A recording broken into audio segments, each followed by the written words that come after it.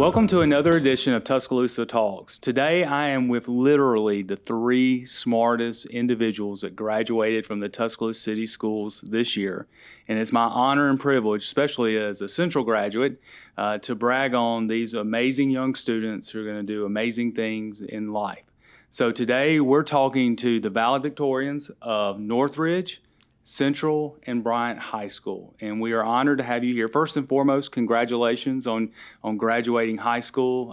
I graduated about 2 years ago from high school. It was that's a joke, but you don't worry about laughing.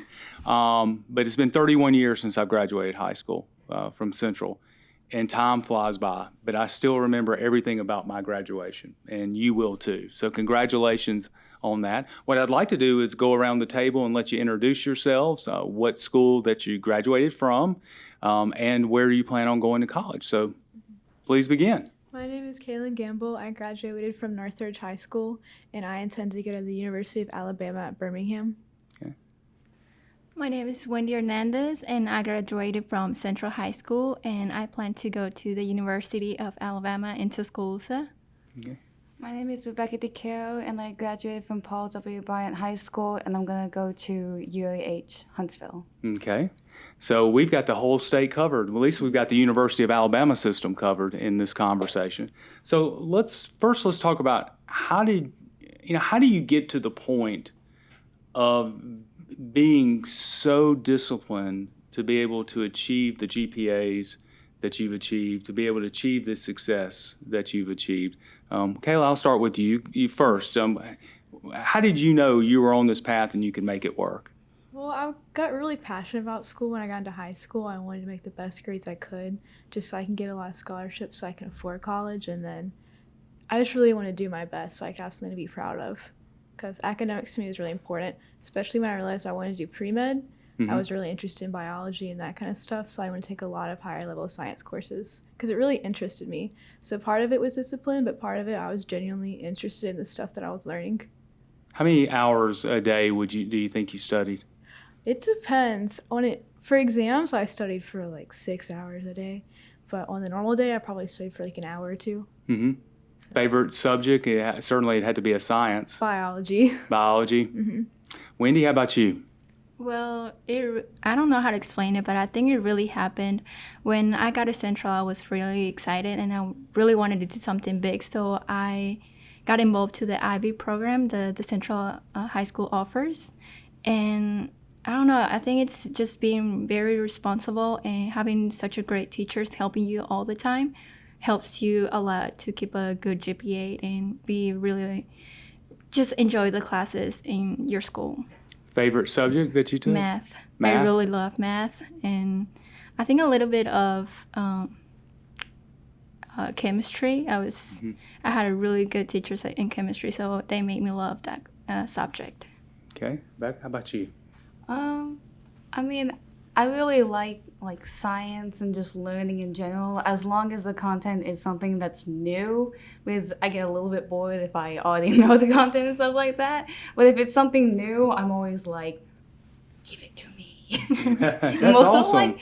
A little bit healthy competitive. Not like, oh, I have to be better than everybody else, but like, I want to be good. Yeah. Well, obviously you were, because you were top at Bryant High School. Now, before we came on air, you said that you might either work at NASA or in designing computer games. Yes. Yeah. So tell me about both of those desires. So, I mean, with the NASA thing, it's like, I just love science, everything to do with science. So, like, I could combine, I really like computers as well, obviously, because I want to major in, programming and stuff like that. So if I could combine those two things, that would be awesome. And then also, all the way on the other side of the spectrum, I mean, computer science can go to so many things, and I love video games, And I do art and stuff like that, so I love to create things. It's just, I like having that field wide open as I go into college. That's really smart to keep it wide open. By the way, one of my grievances in life, when I was in 6th grade, we used to get this magazine called The Weekly Reader. And they said that by the time I was 50, you'd be traveling to the moon and back. And I'm very disappointed. I'm 49. That we're still not traveling to the moon and back. Hopefully So one maybe day we will. I may be counting on you to fulfill a dream. Maybe, I may be a little bit older, but maybe you can do it. Wendy, how about you? If you had to decide what you would like to do or what area you would go in, what do you think that'd be? I would say that I would go to business. I don't know yet on which path I want to take it, but right now I decided to do accounting for business, and I don't know. I will see in the future what takes me to. I also wanted to during my college years, I want to become a real estate agent and do something like that. It's a good time to be thinking about that. Kayla, how about you?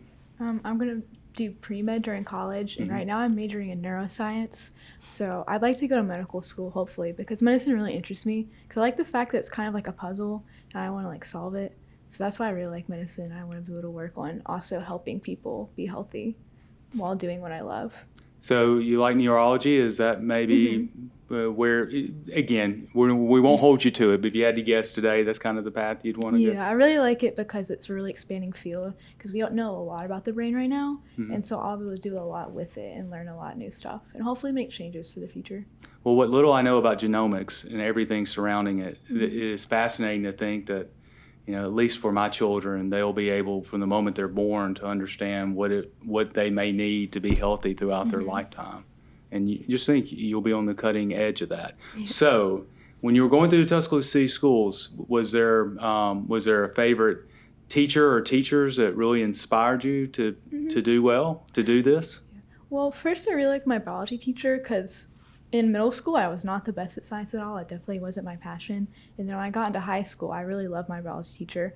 Miss Moore was my AP Bio teacher, and when I took that junior year, I just fell in love with it. It was a really fun class, and I loved biology. My teacher was great. She was nice and really understanding to where I felt like I was learning the content really well, but I was also enjoying myself, I was having a good time. And my history teacher, I'm not a history person, but I actually loved Coach Cooper. He was a great teacher and made me really learn history very well, even though it's not my favorite subject. So those two teachers helped me a lot during high school. Well, see, I'd like to meet Mr. Cooper because when I grow up, I want to be a history teacher. That is my favorite subject. What about you? Any teacher that inspired you to go out there and do your best, Wendy? Yes, I do. I have a lot of teachers. I wasn't raised here. I was born in Mexico and raised there. And when I was 12, I moved here to Tuscaloosa, and I started my 6th grade at the University of University place. I forgot about it. Yeah. And I had this teacher in 6th grade, which his name is Mr. Flowers. He really helped me a lot, even though the communication was hard for us because I didn't know no English when I was in middle school. He helped me a lot. Really? Yes. How hard was that? It was very hard for me to communicate with other students, with my teachers. But I guess I just learned. It just came out of me to learn. So Mr. Flowers was a teacher that really helped. A really good teacher. He really told me to do my best all the time, even though I was really struggling with the language. He was like, don't give up, do your best all the time. You're really good at it, you're really smart, and you're gonna make it. You're inspiring. I struggle with English. I can't imagine having to learn to become in 6th grade and have to pick that up. That is really inspiring. Rebecca, how about you? Any teacher or teachers that inspired you? The first one I think of is a guy named Mr. Hayslip, which if you went to Magnet Middle School, he was the guy. What did he teach? He taught social studies and history and stuff like that, and he was just good, crazy in a good way. Yeah. He would have prop medieval weapons in his classroom, and he's he really got into it. And on days it was near the end of the year where everything was finished off and people were finishing their stuff. He would have games, and he introduced me to some of my favorite games. And even though I don't like social studies and history as much, he made me enjoy that class. He talked about taxes and somehow made it interesting. Oh, they're very interesting. Yeah. So that, and then in high school, I had this teacher who was in art, Miss Roy McKnight, who I had for my AP art class, who was very nice. She would push you. You would get your work done in her classroom. Yeah. But that's why I liked her. I like teachers who are like that, where they're nice, but like, you're gonna do your work. Did y'all like teachers that pushed you? Did you like the Yes. teachers that challenged you? My teacher that really sparked a change in me, you probably find this hard to believe, but I was kind of a class clown and talked too much in class at times. And Miss Monfort, my 11th grade, I believe it was U.S. history teacher, one day asked me to stay after class, and she said, "Walt, why do you act this way? You're too smart to act like a fool." And and that was really the first time anybody had ever said I was smart. And it was like, and I made straight A's from that moment on through college as well, because she told me I was smart. And so I told her years later, after I was elected mayor, that she really changed my life. She may have never even realized how she did. So my advice to you is make sure you tell those teachers that made those impacts on you, make sure you share it with them, because that certainly will make them feel well. So let's see. You've just graduated high school. What are your plans for the summer? Study, vacation? Kayla, we'll start here. I know we were talking off air again. It seems like you're going to have a little bit more of a relaxing summer. Yeah, so I'm going to the beach this weekend for a week, and then I'll be going to the beach later over the summer. I'm going to visit my brother who works in Houston. And I might do a dual enrollment math class because I need to catch up in math, because I want to take Cal Catch again. up. You just graduated high school. Yeah, so Well, you I don't want have to to get ahead catch in it. math, so because math isn't my best subject, so I kind of want to start over the summer, so I have less math classes to take during the school year. Wow. That's really smart. Well, this summer I would just focus on working because I had to pay bills. I had to pay for the college, and I don't want to be worried about money when I'm in school. They told me to not be too stressed about money, and hopefully I'll make a trip to New York with my family for a week. We're hoping to do that. I hope you can find time. Rebecca? I know that we're visiting my grandparents on, one of them is in Rochester, New York, so we're gonna go see them for a few weeks or something like that. And then we're also gonna go down to the Gulf where my other grandmother lives, and we're gonna see her for a week or something like that. And otherwise, the summer's gonna be fairly laid back, just get some stuff ready for college, and other than that, take a little break before we getting back into the hang of it with college and get back in the swing of things. Well, I tell you what, it's amazing how focused and mature all of you are. And if I can give you any advice, just make certain you take a little time for yourself and enjoy the moment. Sometimes in life we don't realize when are the moments we should take to reflect and enjoy. You should do it. It's unbelievable what you've accomplished.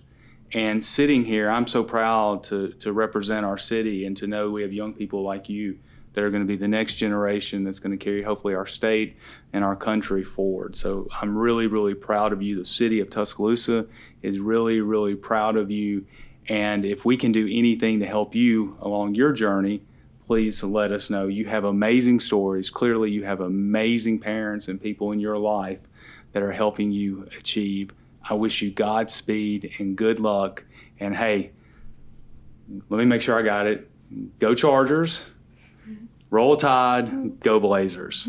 You notice how I ended on Go Blazers. This has been another edition of Tuscaloosa Talks.